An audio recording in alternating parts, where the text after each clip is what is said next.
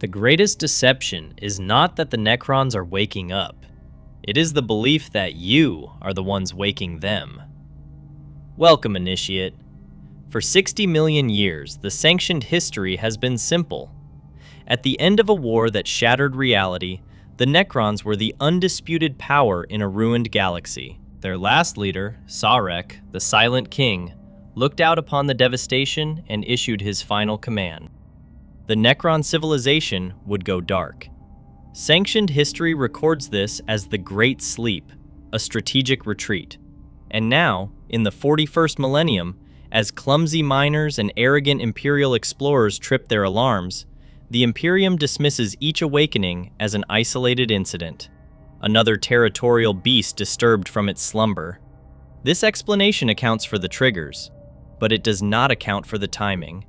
And when you look at that, the file does not close cleanly. The last 60 million years have not been a long sleep for the Necrons. They have been a countdown. Across the galaxy, the silence is breaking. On a forgotten moon, an Adeptus Mechanicus survey team drills too deep. On a world marked for colonization, an Imperial Guard regiment unearths a crypt. These events are dismissed as tragic accidents, and many of them are. The Great Sleep was not perfect. Stasis crypts malfunction. Protocols degrade. This is the noise. But to see only the noise is to miss the signal. The awakening is not a collection of isolated incidents. It is systemic. From the Eastern Fringe to the Segmentum Solar, Necron dynasties are rising in a pattern too widespread to be coincidental. For every tomb disturbed by accident, others are coming online for reasons unknown, their systems indicating that a preset condition has been met. The sheer scale demonstrates the galactic conditions foreseen tens of millions of years ago are finally resolving. The local triggers are real, but the timing is not random. It is a symptom of a much larger design reaching its conclusion. And that condition? The Silent King's specific order before he entered the Great Sleep was this: slumber until the Eldari, the only power that could have challenged a unified Necron return, were overcome by internal discord and the ravages of time. Their empire has been ash for 10,000 years. The condition was met long ago. The Necrons were always going to wake up. The disturbances didn't cause the awakening. They accelerated a process that was already beginning. In the late 41st millennium, the most important variable in this ancient equation returned. The Silent King, Sarek, came back to the galaxy. After issuing his final command, he had destroyed the protocols that gave him absolute dominion over his people, and, in what is described as an act of penance for the curse of biotransference, exiled himself to the void between galaxies. The official reason given for his return is an existential threat. In that intergalactic darkness, he encountered the Tyranids. He saw the hive mind for what it was, a force that would consume all biological life. For the Necrons, this is the end of their only hope. Their ultimate goal is the reversal of biotransference, to live again in organic bodies. If the Tyranids devour all biomass, that dream dies forever.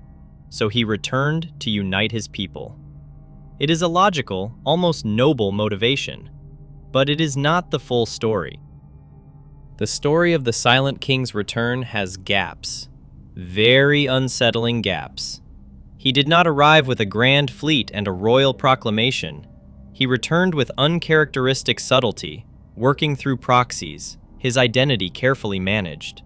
He moved through his own reawakening empire like a ghost in the machine, testing loyalties and gauging the state of the dynasties.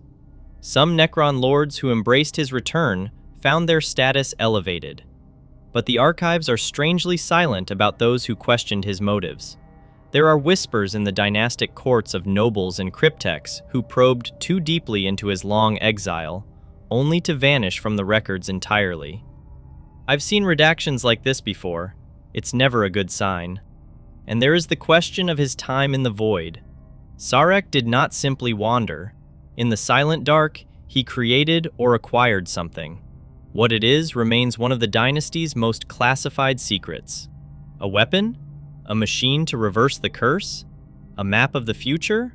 Whatever he brought back, it was the result of preparation, not penance. The Silent King did not return because the galaxy happened to be in danger. He returned because the galaxy had finally entered the phase where his ancient plan could resume. The Tyrannid threat simply made the timing urgent. He is not just reacting, he is seizing the moment he has been waiting for. Dear Initiate, every other major power in the galaxy is now an unknowing variable in an equation they cannot read. The Imperium of Man, in its blind, relentless expansion, acts as the galaxy's loudest alarm clock, constantly forcing Necron assets to the surface. The Eldari, their ancient enemies, have already played their part. Their cataclysmic fall was the starter pistol for the Necrons' rise, the condition being met before any of the younger races understood what it meant. And the Tyrannids, the official reason for the King's return, are the perfect catalyst. Their invasion forces a crisis so absolute that it compels the feuding Necron dynasties to unite under their one true king. They believe they are the ultimate predator, but they may just be the final tool needed to reforge a broken empire. A problem, yes, but for a mind like Sarex, also a perfect opportunity. The Necron Awakening is not the story of a race coming back from the dead. It is the story of a calculation finally being solved. 60 million years of patience. A king who built something in the void that nobody has been permitted to name. And a galaxy full of younger races spending themselves fighting each other, fighting chaos, fighting the Tyrannids, while the oldest intelligence in existence watches and waits for the board to clear. Unless the Great Sleep was never about hiding, but a state of readiness, waiting for a specific convergence of conditions only the 41st Millennium fulfills.